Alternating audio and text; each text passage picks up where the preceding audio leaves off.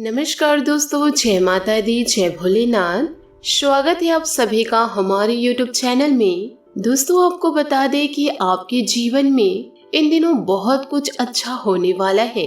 आपके घर दोस्तों नाग देवता बनकर पधारने वाले हैं। बस दोस्तों, आपको कुछ सावधानी इन दिनों रखनी होगी। इस वीडियो में दोस्तों हम आपको कुछ ऐसी जानकारी देंगे जिससे आपकी किस्मत 100% बदल जाएगी। और दोस्तों, आज रात 4:30 बजे के बाद यह देवता आपके घर प्रवेश करने वाले हैं। यह कोई सामान्य नहीं है, बहुत ही दैविक शक्ति रहेगी। इन्हें नाराज करने की भूल बिल्कुल भी मत कीजिएगा। कई बार दोस्तों हम जाने अनजाने में लोगों को अपमानित करके अपने घर से ही भगा देते हैं, यो कहे आंगन से ही भगा देते हैं। साथ ही हमारे घर में घुसने वाले जीव जंतुओं को भी मार देते हैं। और दोस्तों, आपकी यही एक गलती आपके आने वाले पूरे भविष्य पर भारी पड़ सकती है, क्योंकि यह देवता आपके घर में किसी भी रूप में प्रवेश कर जाएंगे। दोस्तों, डरने वाली कोई बात नहीं है, यह तो आपको आशीर्वाद देना चाहते हैं। अब यह दोस्तों आपके ऊपर है कि आप आशीर्वाद लेना चाहते हैं या नहीं लेना चाहते हैं। वीडियो बहुत ही ज्यादा महत्वपूर्ण है, बिल्कुल भी दोस्तों इसे मिस ना करें और इसे शुरू से लेकर अंत तक जरूर देखिएगा, क्योंकि दोस्तों आज जो ज्ञान हम आपको देने वाले हैं, जिसे सुनकर आपके भी रोंगटे खड़े हो जाएंगे। दोस्तों, जो भी महादेव जी के सच्चे भक्त हैं वो वीडियो को एक लाइक जरूर करें। साथ ही कमेंट बॉक्स में जय महादेव, जय नाग देवता अवश्य लिखें। दोस्तों, आने वाले अगले 1 से 2 महीने में असंभव से असंभव कार्य भी पूर्ण हो जाएगा। अब दोस्तों, आपने अतिथि देवो भव इस कहावत को या इस पंक्ति को इसे तो जरूर सुना होगा। भारत में अतिथि देवो भव का परंपरा बहुत ज्यादा निभाई जाती है, परंतु फिर भी जब हमारे घर में मेहमान आते हैं तो कुछ लोग उन्हें बोझ समझते हैं। मन ही मन यह सोचते हैं कि यहाँ से यह कब जाएंगे या उठे, यो कहिए जाए तो हम कुछ अच्छा खाए। परंतु अगर कोई देवता आपके घर में मेहमान बनकर घुस गए, दोस्तों वह किसी भी रूप में आ सकते हैं। और यदि आपने उन्हें भगा दिया या उनसे बुरा व्यवहार किया, यो कहे आप उनका अपमानित कर दिए, तो दोस्तों फिर आप सोच लीजिए आपकी जिंदगी का क्या हाल होगा। इसलिए तो दोस्तों कहा गया है अतिथि देवो भव, यानी कि हमारे दर पर आया हुआ अतिथि हमारे लिए देव के समान होता है। और यही देवता दोस्तों अब आपके घर में प्रवेश करने वाले हैं। तो दोस्तों आपको उन्हें नाराज नहीं करना है। हमें तो दोस्तों हर मेहमानों की पूजा करनी है, चाहे वो बहुत बड़े से बड़ा क्यों ना हो और छोटे से छोटा क्यों ना हो। अगर हम उनकी पूजा करेंगे तभी तो ईश्वर हमें आशीर्वाद देंगे। किंतु द्वार पर आए मेहमानों का इतना आदर सम्मान करे तो ईश्वर कहते हैं जब मैं इनके द्वार पर जब जाऊंगा तो कितना कल्याण होगा। तो इसे देखकर दोस्तों भगवान आपके द्वार पर किसी भी रूप में आ सकते हैं, इस बात में कोई भी दराई नहीं है। इसीलिए दर पर आए मांगने वालों की, दर पर आए याचक की, यो कहे घर पर आए मेहमानों की कभी भी बुराई व अपमान नहीं करनी है। उनके खिलाफ मन में कभी द्वेष या गलत भावना उत्पन्न नहीं होने देना है। साथ ही हमें इस चीज का ध्यान रखना है कि हमें जीवन काल में आगे बढ़ना है, उनकी सहायता करने के लिए, यूँ कहे उनका नमन करने के लिए, क्योंकि यही आपका सूत्रधार साबित होगा। इस बात को हमेशा आप ध्यान रखिएगा व जीवन में लागू जरूर कीजिएगा। साथ ही दोस्तों आपको बता दें कि बहुत सारे ऐसे लोग हैं जो जीव जंतु से बहुत ज्यादा डरते हैं। देखिए, हर प्राणी में परमात्मा का वास है। परमात्मा ने सभी को बनाया है, किसी चीज से डरने की कोई बात नहीं है। हमें सभी जीव जंतुओं की रक्षा करनी है। यदि आप रक्षा नहीं कर सकते तो आपको उसे मानना नहीं है। परंतु बहुत सारे ऐसे लोग कीड़े मकोड़ों को देखते ही उन्हें मार गिराते हैं। ऐसा करके वह अपने हाथों बहुत बड़ा पाप करते हैं। इस बात का आपको अंदाजा नहीं होता, परंतु बहुत बड़ा अनर्थ आपके द्वारा हो चुका होता है। यह दोस्तों आपको बिल्कुल भी शोभा नहीं देता है, यह आपके पाप कर्मों को बढ़ाता है और आपके लिए अपने महत्वपूर्ण कार्यों में दोस्तों अटकने पैदा करता है। तो अब आपके घर में देवता आने वाले हैं, तो वह जीव जंतुओं का रूप भी लेकर आ सकते हैं।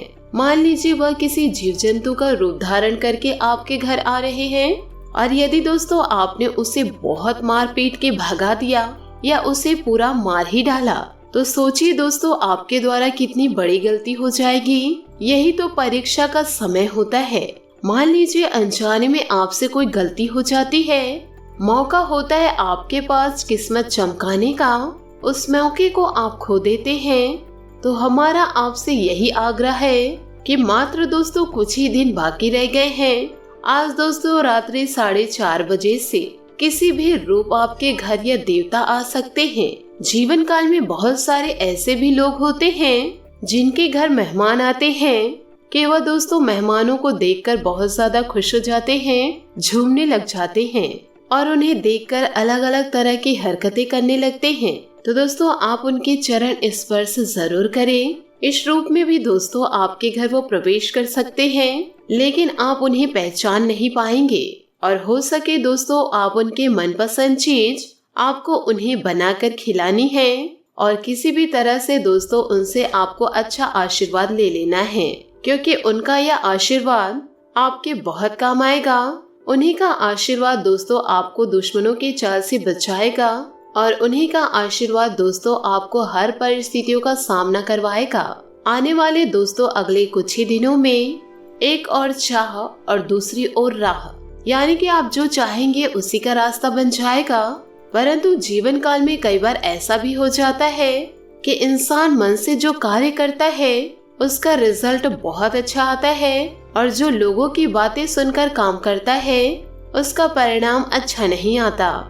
इसलिए आप भगवान को पूजिए, लेकिन दोस्तों अपने मन से, ना कि किसी दूसरे के कहने पर। अगर आपकी कोई मन्नत पूरी नहीं होती है तो दोस्तों लोग भगवान को ही बदल देते हैं और किसी दूसरे देवता के शरण में चले जाते हैं, और अगर वहां पर भी उनकी मन्नत पूरी नहीं होती तो तीसरे देवता के शरण में चले जाते हैं। और यहाँ तक तो छोड़िए, जब बहुत समय तक कार्य नहीं होता है तो वह अपने धर्म को ही छोड़कर किसी और ही धर्म को अपना लेता है। मानव इतना गिर चुका है कि उन्हें सिर्फ अपना काम करवाना है, तभी वह उन भगवानों को मानेंगे। दोस्तों देखिए, एक उदाहरण के तौर पर बहुत ही ज्यादा गहरी बात बताने वाली हूँ, दोस्तों कान लगाकर सुनिएगा। मान लीजिए दोस्तों, यदि आप एक कुआं खोद रहे हैं, आपने उसे थोड़ा सा खोदा और उससे पानी नहीं आया तो आप दूसरा कुआं खोदने लग गए। उससे भी आपने थोड़ा खोदा, दूसरे में भी पानी नहीं आया। फिर ऐसे कर करके दोस्तों आपने तीसरा, चौथा, पांचवा कुआं खोदने लग गए। यूं कहे इसी तरह आप कुआं खोदते गए और किसी में भी पानी नहीं आया। दोस्तों पानी नहीं आने का कारण क्या था कि आपने सब कुएं को थोड़ा थोड़ा खोदा। अगर आप एक ही कुएं को लंबा व लगातार खोदते जाते तो 100% दोस्तों गारंटी थी कि उससे पानी अवश्य आता। उसी प्रकार आप अलग अलग ईश्वर को पूजने की गलती मत कीजिए, वह ईश्वर को दोष देना भूल जाइए। चाहे दोस्तों आपका काम बन रहा है या नहीं बन रहा है, किसी एक ही देवता के भक्ति में लीन रहिए। अगर आपके महादेव की बन रही है तो महादेव के भक्त तो महादेव की भक्ति में लीन रहिए। कृष्ण जी से बन रही है तो कृष्ण जी की भक्ति में लीन रहिए। माता रानी से बन रहे तो माता रानी की भक्ति में लीन रहिए। लेकिन दोस्तों आप भक्ति में बदलाव मत कीजिए, किसी एक ही भक्ति को अपनाइए, क्योंकि हम सब एक ही हैं, कोई अलग नहीं है। जीवन काल में आपका काम जरूर बनेगा, लेकिन आपको एक ही कुएं को गहरा खोदना पड़ेगा, क्योंकि दोस्तों भगवान एक ही हैं, किंतु उनके रूप अनेकों हैं। जैसे कि दोस्तों हमने आपको बताया कि यह देवता आपके घर में किसी भी रूप दस्तक दे सकते हैं। अगर आप सामान्य आंखों से उन्हें नहीं देख पाए तो यह दोस्तों दूसरी बात है, लेकिन दोस्तों किसी का रूप धारण करके आपके द्वार पर आते हैं तो चाहे कोई भी आ जाए, मांगने वाला ही क्यों ना हो, सफाई कर्मी क्यों ना हो, या आपके घर के कर्मचारी क्यों ना हो, तो उसे दोस्तों दिल से कुछ देना है। यूँ कहे उनका सम्मान करना है और प्यार भरे 2 बोल बोलने हैं। दोस्तों, जीवन काल में अपने कर्मों को सुधारते रहना है, क्योंकि हमें इस जीवन मरण की दुनिया में यूँ कहे इस चक्र में नहीं फंसना। हमें तो भव सागर पार करना है और वह भव सागर पार होगा दोस्तों सच्ची मर्यादा के साथ, आत्मसम्मान के साथ, ईमानदारी के साथ, सत्यता के साथ और हमेशा सही व्यवहारिक के साथ। दोस्तों, अब जिंदगी में यह नियम बना लीजिए कि सभी लोगों से प्यार से रहेंगे, सभी से प्यार से बात करेंगे। तो ये दुश्मन क्यों ना आपके द्वार पर आ जाए, तो हमें उनका सम्मान ही करना है। और यदि दोस्तों वीडियो अच्छी लगी हो तो इसे शेयर जरूर कीजिएगा, साथ ही परिवारजनों के साथ इसे साझा करिएगा। आज के लिए बहुत बहुत धन्यवाद। मिलते हैं अगली वीडियो में। आपका दिन शुभ हो, मंगलमय हो। जय श्री काशी विश्वनाथ, जय महादेव।